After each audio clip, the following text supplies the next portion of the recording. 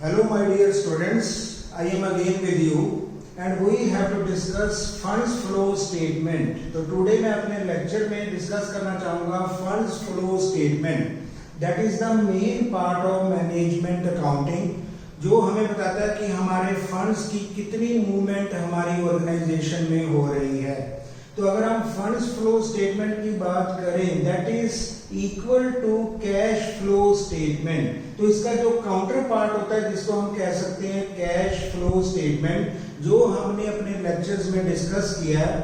और cash flow statement में हम किसी भी ऑर्गेनाइजेशन में कैश, बैंक बैलेंस और कैश इक्विवेलेंट, जिसमें हम कहते हैं मार्केटेबल सिक्योरिटीज की मूवमेंट की बात करते हैं। हमारी ऑर्गेनाइजेशन में कैश कितना मूव कर रहा है, बैंक बैलेंस कितना मूव कर रहा है, और कैश इक्विवेलेंट जिसमें हमारी शॉर्ट टर्म सिक्योरिटीज और मार्केटेबल सिक्योरिटीज को भी हम इंक्लूड करते हैं।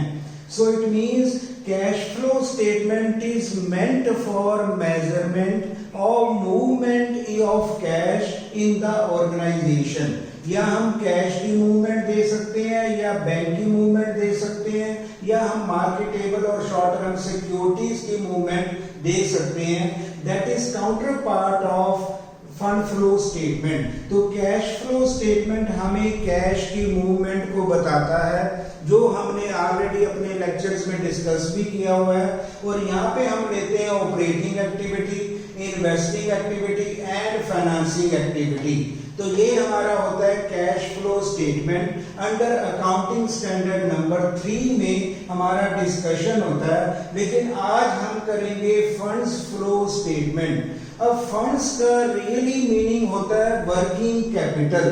तो फंड्स हमारी ब्रॉडर टर्म है as compare to cash flow statement. Cash flow में हमारे पास ओनली 3 आइटम्स होती हैं, जिसमें कैश बैलेंस, बैंक बैलेंस और कैश इक्विवेलेंट को हम चेक करते हैं। लेकिन हमारा यहाँ पे होता है वर्किंग कैपिटल। अगर हम फंड्स का मीनिंग लें that will be working capital. हमारी ऑर्गेनाइजेशन में वर्किंग कैपिटल की कितनी मूवमेंट हो रही है। वर्किंग कैपिटल का अगर हम मीनिंग लेते हैं तो उसका मीनिंग होगा करंट एसेट्स। यहाँ पे हमें कैश बैलेंस भी लेना है, बैंक बैलेंस भी लेना है, क्लोजिंग स्टॉक भी लेना है, प्रीपेड एक्सपेंसेस भी लेने हैं और डेटर्स भी लेने हैं। All current assets have to be taken. तो जब हम करंट एसेट्स लेते हैं तो हमें हर करंट एसेट्स की मूवमेंट को चेक करना होगा, और जिसमें हम माइनस कर देते हैं, डिडक्ट कर देते हैं करंट लायबिलिटीज। अब करंट लायबिलिटी को हम डिडक्ट करके नेट वर्किंग कैपिटल की मूवमेंट को चेक करेंगे, क्योंकि वर्किंग कैपिटल में हमारा सिंपल होता है कि करंट एसेट्स टोटल ली जाए, जिसमें करंट लायबिलिटीज को डिडक्ट किया जाए। जो नेट आंसर होता है उसको हम कहते हैं वर्किंग कैपिटल और फंड्स। तो जब हम फंड फ्लो स्टेटमेंट की बात करते हैं, हमें अपनी टोटल करंट एसेट्स को इवैल्यूएट करना पड़ेगा। Then we have to deduct the current liabilities. जो नेट आंसर होगा that will be movement of funds. उसको हम फंड्स की मूवमेंट कहेंगे। फंड्स का इंक्रीज या डिक्रीज होगा, ये हम डिस्कशन में करेंगे। इसकी मूवमेंट को चेक करना that will be known as funds flow statement. तो फंड्स फ्लो स्टेटमेंट हमारी वर्किंग कैपिटल के इंक्रीज और डिक्रीज के बारे में हमें सिम्टम देगा, सिग्नल देगा कि हमारी वर्किंग कैपिटल कितनी इंक्रीज हुई और वर्किंग कैपिटल हमारी कितनी डिक्रीज हुई। तो ये हमें होता है फंड्स फ्लो स्टेटमेंट। तो अगर हम कैश फ्लो की बात करें, वहां पे ओनली 3 इंग्रेडिएंट्स होंगे मैक्सिमम। कैश होगा, बैंक होगा या मार्केटेबल सिक्योरिटीज होंगी। लेकिन यहाँ पे फंड्स में हमारे पास टोटल करंट एसेट, हमारा स्टॉक कितना बढ़ा, हमारे डेटर्स कितने इंक्रीज हुए, हमारे प्रीपेड एक्सपेंस कितने इंक्रीज हुए, हमारा कैश कितना इंक्रीज हुआ, बैंक कितना इंक्रीज हुआ, हमारी शॉर्ट टर्म सिक्योरिटीज कितनी इंक्रीज हुई। All the current assets will be taken. Then we have to deduct the current liabilities. जो हमने करंट लायबिलिटी पे करने हैं, यानी क्रेडिटर्स, बिल्स पेएबल, ये हमें डिडक्ट करने हैं। आउटस्टैंडिंग एक्सपेंस भी हमारे करंट लायबिलिटी में होंगे। तो जो आंसर मिलेगा that will be working capital. तो फंड्स फ्लो स्टेटमेंट हमारी मैनेजमेंट अकाउंटिंग में हमारी मैनेजमेंट को ये हेल्प करते हैं कि हमारी ऑर्गेनाइजेशन में वर्किंग कैपिटल की कितनी प्रेजेंस है और कितनी वर्किंग कैपिटल इंक्रीज हो रही है या हमारी वर्किंग कैपिटल डिक्रीज हो रही है as compare to last year. तो हम मूवमेंट देख सकते हैं, हमारी इंक्रीज और डिक्रीज को हम चेक कर सकते हैं regarding working capital in funds flow statement. तो फंड फ्लो स्टेटमेंट हमारी वर्किंग कैपिटल के बारे में हमें बताता है how much efficiency is there regarding working capital और how much decrease is regarding working capital in the concern. तो अब हम देखते हैं कि हमें अपनी फंड्स फ्लो स्टेटमेंट में 3 टाइप्स ऑफ वर्क हमें करना पड़ेगा अगर मुझे किसी भी सम को कंप्लीट करना हो। तो जैसे हमें कोई सम गिवन होता है उसमें सबसे पहला काम होता है कि मुझे बनाना पड़ेगा schedule of changes in working capital. सबसे पहला हम बनाते हैं शेड्यूल और statement of changes in working capital as compare to last year. 2 years data होगा, लास्ट ईयर होगा जिसको हम प्रीवियस ईयर कहते हैं और इस करंट ईयर होगा and we have to compare increase in current assets, then we have to compare increase और डिक्रीज इन करंट लायबिलिटीज। उनका जो नेट इफेक्ट होगा current assets minus current liabilities उनको हम कहेंगे वर्किंग कैपिटल। जो नेट आंसर होगा वो हमारा वर्किंग कैपिटल होगा। अब वर्किंग कैपिटल में कितनी हमारी इंक्रीज हुई या डिक्रीज हुई that we have to show in the schedule of changes. सबसे पहला हमारा स्टेप होता है कि हमें शेड्यूल ऑफ चेंजेस बनाना होगा वर्किंग कैपिटल का, जिसमें हम इंक्रीज बताएंगे या डिक्रीज बताएंगे या सम टाइम हमारे सम में नो चेंज भी हो जाता है, कोई भी चेंज नहीं है। ऐसा भी होता है जितना लास्ट ईयर हमारी वर्किंग कैपिटल थी सेम हमारी करंट ईयर भी है। देयर में बी 3 पॉइंट्स, देयर में बी इंक्रीज, देयर में बी डिक्रीज और देयर में बी नो चेंज। तो हमारी नो चेंज भी हो सकती है। ये हम करेंगे कंपैरिजन विद लास्ट ईयर। ये हमें इंफॉर्मेशन गिवन होगी, टोटल बैलेंस शीट हमें गिवन होगी, करंट एसेट्स की पोजीशन होगी, but we have to analyse the position. हमें पोजीशन को एनालाइज करना होगा और हमें वर्किंग कैपिटल को एनालाइज करना होगा whether our organisation is increasing और in decreasing situation of working capital. तो सबसे पहला काम हम ये करते हैं। सेकंड स्टेज में हमें बनाना होता है adjusted profit and loss account. ये हम डिटेल भी करेंगे, एवरी सम को हम डिटेल में प्रैक्टिकल प्रॉब्लम सॉल्व करेंगे how to calculate adjusted profit and loss account. लेकिन इंट्रोडक्शन में हम सिर्फ ये बताना चाह रहे हैं कि हमारा क्या क्या वर्क होगा। नंबर 1 हमें चेंजेस इन वर्किंग कैपिटल बनाने हैं। सेकंड हमें करना होगा adjusted profit and loss account और इसमें हम कैलकुलेट करते हैं फंड्स फ्रॉम ऑपरेशंस और फंड्स लॉस्ट फ्रॉम ऑपरेशन। हमारे 2 ही आंसर हो सकते हैं, या तो हम गेन करेंगे या हम लूज करेंगे। हमें यहाँ पे adjusted profit and loss account बनाना होगा जिसका आंसर FFO होगा, जिसको कहते हैं फंड्स फ्रॉम ऑपरेशंस और फंड्स लॉस्ट फ्रॉम ऑपरेशन जिसको कहते हैं FLO और FFO। तो ये हम adjusted profit and loss account बनाएंगे जिसमें हम नॉन ऑपरेटिंग एक्सपेंसेस को ऐड बैक करेंगे करंट ईयर प्रॉफिट में और नॉन ऑपरेटिंग इनकम को हम लेस करेंगे या हम इसको प्रॉफिट एंड लॉस अकाउंट में बनाएंगे।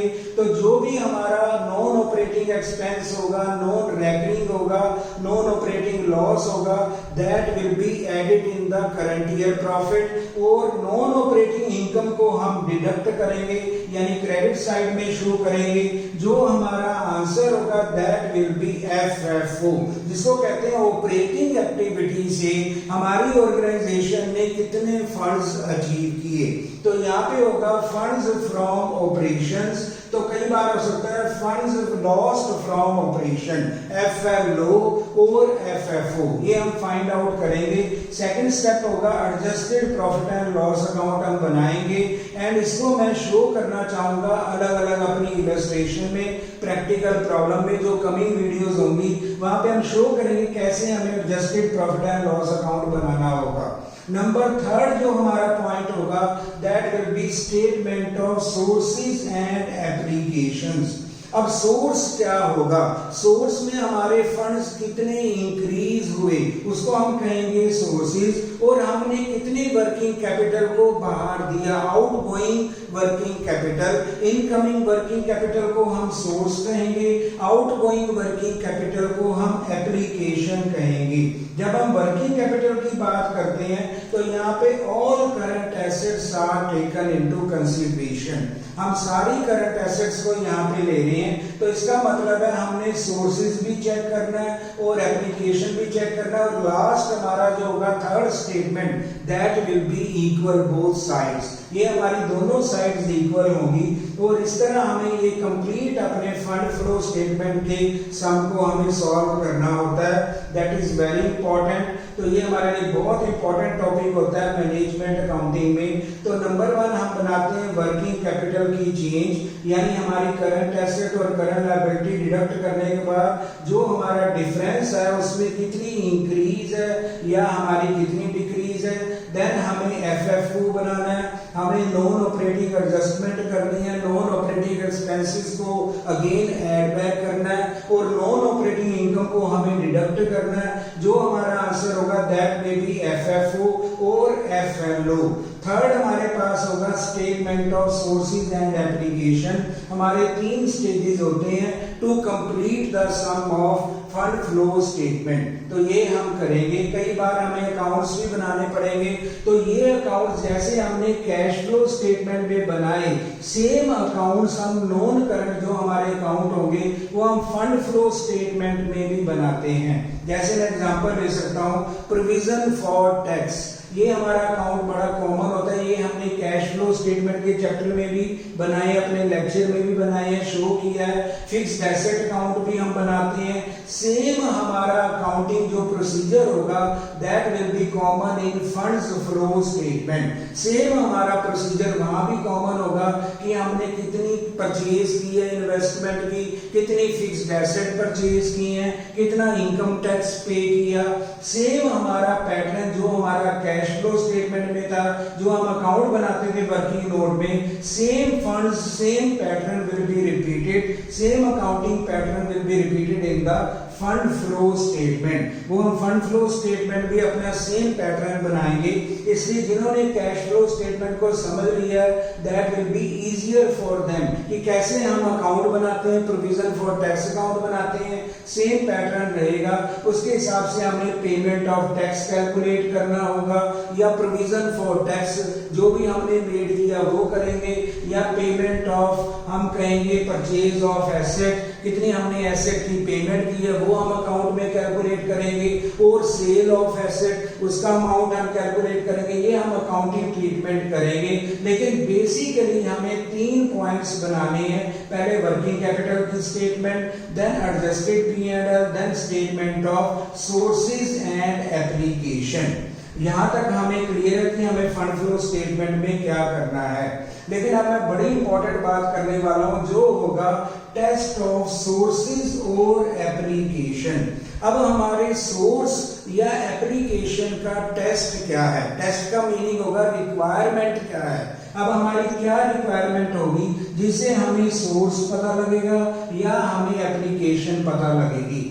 तो हमें सिंपल सी बात है, जब भी हमारे ट्रांजैक्शन में, जब भी हमारी एक्टिविटी में सोर्स होगा और एप्लीकेशन होगी, तो वहां पे हमारे जो 2 ट्रांजैक्शन है डबल एंट्री सिस्टम में, वन ट्रांजैक्शन एस्पेक्ट हमारा करंट होना चाहिए और सेकंड ट्रांजैक्शन एस्पेक्ट हमारा नॉन करंट होना चाहिए।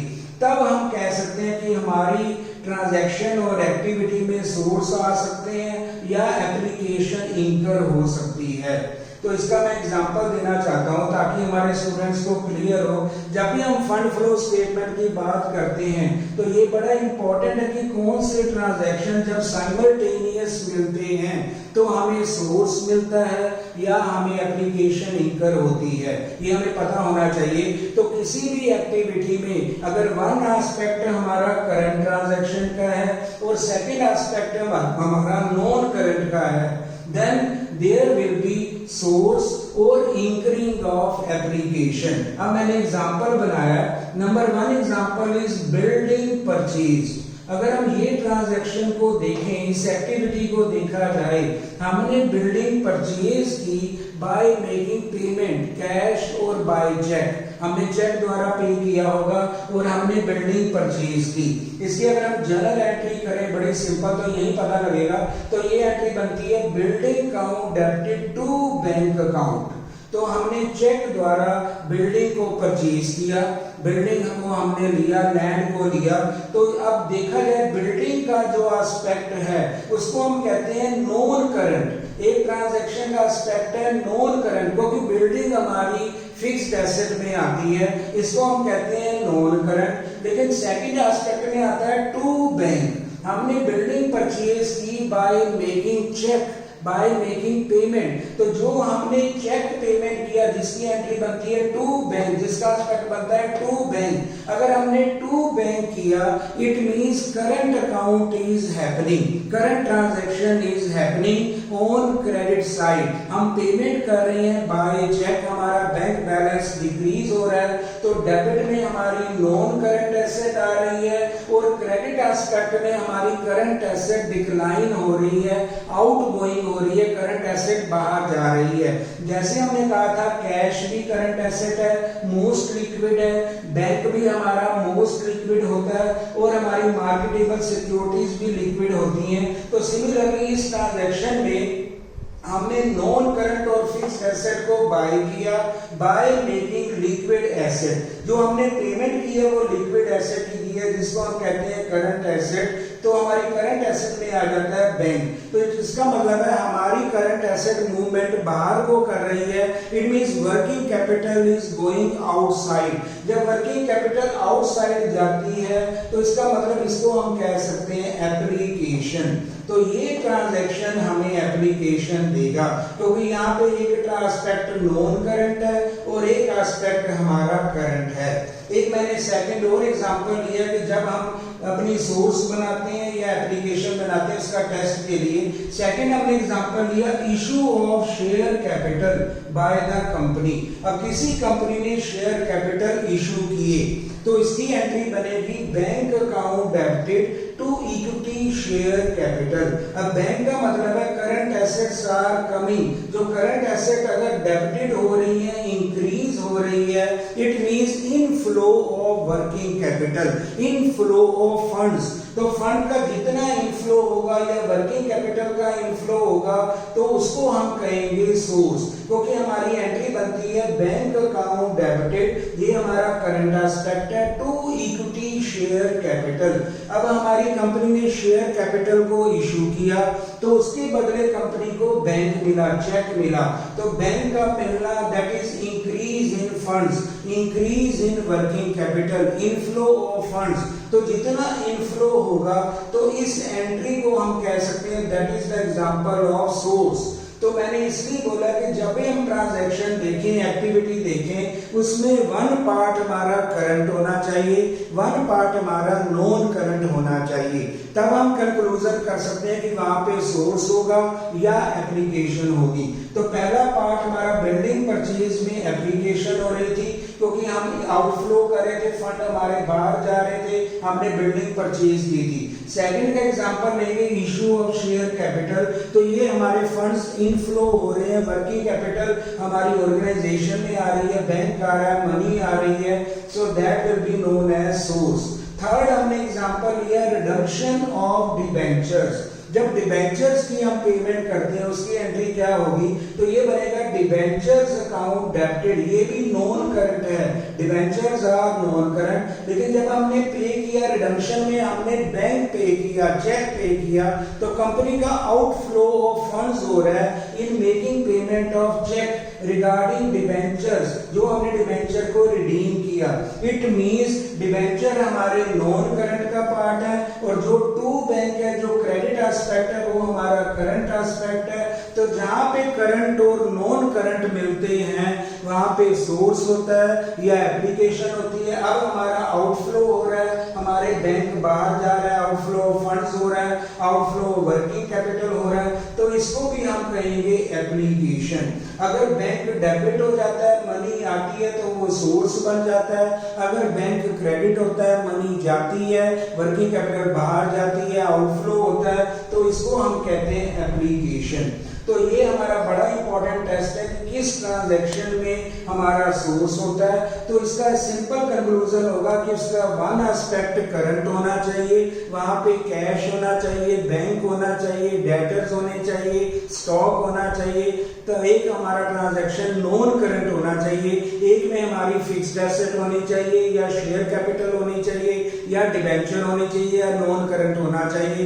तब हम उसमें हम सोर्स ले सकते हैं या हम एप्लीकेशन ले सकते हैं। तो ये हमारा ट्रांजैक्शन था।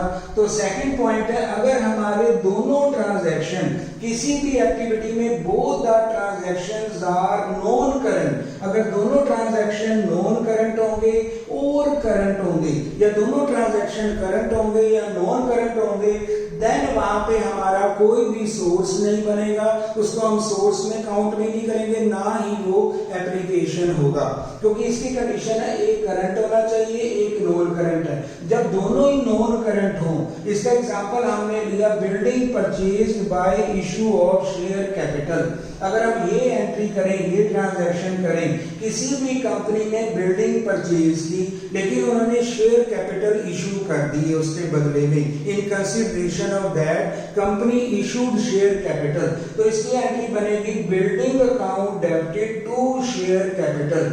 अब बिल्डिंग भी हमारा नॉन करंट है और शेयर कैपिटल भी हमारा नॉन करंट है। जहां पे दोनों ही नॉन करंट होंगे, it means that will be no source no application, वहां पे सोर्स भी नहीं हो सकता और ना ही हमारा फंड की इनफ्लो हो सकती है और ना ही हमारे फंड्स की आउटफ्लो हो सकती है, क्योंकि दोनों ही ट्रांजैक्शन में हमारा फंड नहीं है, हमारी वर्किंग कैपिटल का कोई भी पार्ट नहीं है। इसका मतलब होगा building account debited to share capital both are non current. जहां पे दोनों नॉन करंट होंगे तो वहां पे सोर्स भी इंकर नहीं होगा और ना ही वहां पे हमारी एप्लीकेशन हैपन कर सकती है, वो भी इंकर नहीं कर सकती। सिमिलरली अगर हम एग्जांपल लें कि हमारे both the transactions are current, तो इसका एग्जांपल हम ले सकते हैं कैश रिसीव्ड फ्रॉम डेटर। अगर मान लो मैंने ये एग्जांपल लिया तो कैश हमारा बढ़ जाता है, कैश इज इंक्रीजिंग, तो ये एंट्री बनेगी cash account debited to debtors. एक हमारी वर्किंग कैपिटल का पार्ट इंक्रीज हो रहा है और एक हमारी वर्किंग कैपिटल का पार्ट डिक्रीज हो रहा है। Ultimately that will be cancelling और इसका कोई भी इफेक्ट नहीं होगा, that effect will be zero, क्योंकि इसमें दोनों ही नॉन करंट हैं और दोनों ही नॉन करंट होंगे तब भी हमारा ना सोर्स होगा ना एप्लीकेशन होगी। जब भी हमें सोर्स या एप्लीकेशन देखना होगा, टेस्ट लगाना होगा किसी भी कंसर्न में, तो उसके वन ट्रांजैक्शन का एस्पेक्ट करंट होना चाहिए और सेकंड एस्पेक्ट उसका नॉन करंट होना चाहिए। तो ये हम फंड फ्लो स्टेटमेंट डिस्कशन में करेंगे। इसके आगे सबसे पहले जो मैं एग्जांपल लूंगा, न्यूमेरिकल लेंगे, वो हम साइड बाय साइड पहले लेंगे schedule of changes in working capital, इसके न्यूमेरिकल हम सॉल्व करेंगे। Then adjusted profit and loss कैसे हम कैलकुलेट करेंगे, कैसे हम फंड फ्रॉम ऑपरेशन और FLO fund lost from operation calculate करेंगे, कंप्लीट सम भी हम करेंगे। तो ये हमारा रहेगा fund flow statement, that is the most important part of management accounting. So we have to go through with this total chapter. So please share my videos, please subscribe so that I may be encouraged again and again to share with new topics. Thank you very much.